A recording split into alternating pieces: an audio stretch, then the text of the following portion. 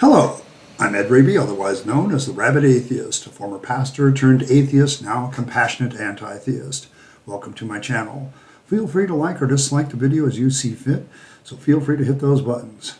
Feel free to comment below, and I would appreciate it if you would subscribe to the channel and hit your notification bell for more content as it is released. You're also free to share this video as much as you would like, because the purpose of this channel is educational in regards to deconversion and atheist issues, and anything related to those issues. Today I want to continue on my series on helping the apologists. This will be a Helping the Apologists Part 2. In Part 1 I kind of dealt with some of the annoying type arguments that just really don't prove anything and don't get anywhere. Today I'm going to kind of start with some of the arguments for the existence of God, although today's argument really isn't so much an argument for the existence of God, so much as it is an argument that you should believe in God because that's a fairer bet. Pascal's wager is something that I've taken on before, and basically it boils down to this, okay, that, wouldn't it be better to believe in God given that the stakes are so high compared to non-believing in God? If you believe in God and it turns out that God is true, then you avoid hell and gain heaven, so there's a lot to be gained there. But if you turn out not to believe in God and it turns out to be that God is true and heaven and hell are true, then you lose. Okay. On the flip side, there doesn't seem to be much of a loss if you don't believe in God and it turns out that not believing God is true. Now, Pascal's wager has been debated several times, and there's plenty of stuff around the internet, but I'm just going to basically sum up my objections to it and why I even had problems with it as a theist. Okay, because number one, the first part and the first problem is which God? Okay, the problem with Pascal's wager is he kind of assumes and basically begs the question in a certain respect that the Christian God is the true one. Okay, because he's automatically, or at least he's talking about a God that creates some sort of hell for punishment or heaven for righteousness. So whichever God that might be, and there are several to choose from that human beings have made up or believe in, depending on your point of view, I guess, that, well, could fit the bill. Which one is true? Islam, Kali, is Allah the right God? Is Jesus Christ the right one? The Jewish God right? The point of the matter is that you have all these gods vying for this title of being the person that is the final and supreme judge, and the resulting end, the assumed end, is heaven or hell, eternal reward or eternal punishment. So the wager starts out with a couple of very large assumptions. One, that there's only one God to wager on, which is not true. There's multiple gods to wager on. Now, the defense to this is always, well, but you can weigh the probabilities, and the probability is thus my God. Okay, every time I hear the defense of this against this part, it's always, well, if it's a Christian apologist, the Christian apologists say, well, Pascal didn't necessarily not believe in weighing evidence, so when you place your bets on the other side, on the side of God, you can weigh the probabilities, and the probability falls heavily on Christianity. If I talk to an Islamic apologist and he addresses Pascal's wager, the best thoughts and minds of people, when you really look at the evidence for which God is real over here on this side, it's the Islamic God of Allah. If I talk to a Hindu God, they'll pick whatever of their many hundreds of gods and say, well, this pantheon is right, and these are the right gods. If I talk to an Odinist, they'll talk about Odin and Thor and all the rest of them, which I think are cool gods, and it's a cool mythology. But once again, I don't believe that they actually exist. But, they do have, at least in Odinism, there's multiple different places you could end up. Why? And that leads to the second assumption of Pascal's wager, that there's really only two final ends, that there's only this dichotomy of whether or not you're going to either be punished or you're going to receive reward. The problem is other mythos don't necessarily have that.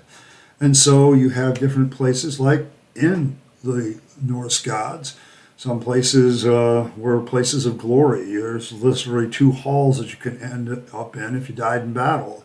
There's the place where people who die normally in their bed go. There's the place where people that are evil go. And on. The list goes of afterlives after one is dead in Odinism, where you have more than one option. So in addition to the problems of the multiple gods problem, how do we know that heaven and hell are the only two options? How do we really even know all that? Well, now you're placing all these different bets. And, for my thumbnail, I was holding up a whole handful of dice. The real thing that you're wagering here, and I'll give it several likenesses. The first is I would have to roll all those dice with multiple sides, and for you to be correct and for you to win this wager means that every single one of those dice has to come up with a certain number, and they all have to be a certain sequence of numbers in order for you to win the wager. Now, you could play the laws of probability with those dice and kind of come up with a strategy maybe to win, but I don't think so. The thing with Pascal's wager is there are two major assumptions, that there's only one God, and that God has a heaven or hell option. The fact is, all these stories of gods and afterlives don't have that. Some mythos have multiple gods. Other ones have less, one God. Some have heaven and hell. Some have other terms of afterlife. Hinduism believes in reincarnation, that we're going to come back here. So the point of the matter is, this isn't a dice throw where you get a 50-50 shot. This is literally a roulette wheel with so many spaces on the table that it's ridiculous. Okay, because it's not just about betting. A lot of people forget the heaven and hell thing, but it's not just about betting about the right God. It's also betting that there's a heaven or hell to shun, and you have to wager on that too. So you end up placing your chips on this one spot and spinning the wheel that has so many spaces on it that it's ridiculous, hoping that your number, the one you picked, is the one comes up. Now, a lot of people say, well, but the evidence leans more to these, and the evidence leans more to this. Does it now? Okay, because that seems to always be a matter of opinion. And that was the problem I had as a theist with this argument, is because the weighing of the evidence is very subjective. What some people consider as evidence for their God, I would not consider evidence because you can't prove it. Okay, if you can't prove it, it really doesn't constitute evidence. And so, you're still left with the claim for God. Really, Pascal's wager isn't an argument for the existence of God. It's an argument of why you should believe. Okay, and that makes all the difference. Well, here's the problem. Most people forget the original wager. You can either believe in God or believe not God. Except with all the myriad of probabilities on the believe God side, the safer bet to me is be an atheist. You at least got a 50% shot. Okay, because that one says all this is nonsense. Okay, we don't have the multitude of diversity problem, do we? We don't have different forms of not believing God. We just not believe in God. So, it seems to me that the actual safer bet may actually be the atheist bet, because over here on your spiritual side of God and heaven and hell, maybe, you have this real problem that it's really a crapshoot. Worse than a crapshoot. It's a roulette wheel with so many spaces on your side that it's ridiculous, and only one very large space on the atheist side. Now, of course, this series is called Helping the Apologists. How would I fix Pascal's wager? Well, first of all, you would have to, actually prove that the evidence for the existence of one of those squares on the God side has the strongest evidence or irrefutable evidence. And if you did that, you'd actually have an irrefutable argument for the existence of God, and you wouldn't need the wager anymore, now would you? Okay, and the fact is that you haven't accomplished that, and nobody's accomplished that, and nobody ever will. So the wager really kind of falls apart. It's just not there. The fact of the matter is, there's more. The other assumption behind this also is that there's only finite gain in this world if the atheist turns out to be right. I think it's more than that. It might be finite, not an eternal thing, but at the same time, it's a more real gain. Because if you're always pursuing this heaven or hell dichotomy and it turns out to be not true, you've wasted a ton of your time. You've wasted a ton of your energy and probably your money when you could have been spending on it, building a better life for yourself, enjoying life, and doing the things that you love and enjoy, instead of trying to follow this thing that didn't exist. It'd be like somebody devoting themselves to some fictional character in a fictional series and then being disappointed after all that time that that person didn't exist. It's one thing to engage in a fantasy for entertainment. It's quite another to stake your whole life on it when it turns out it's very probable not to be true. How do you fix that? Well, yeah, you'd have to have some sort of irrefutable evidence that this one particular God on this side of the roulette wheel is actually true. The other thing that you would also have to have at this point is some sort of proof that there is something on the other side, and you don't have that either.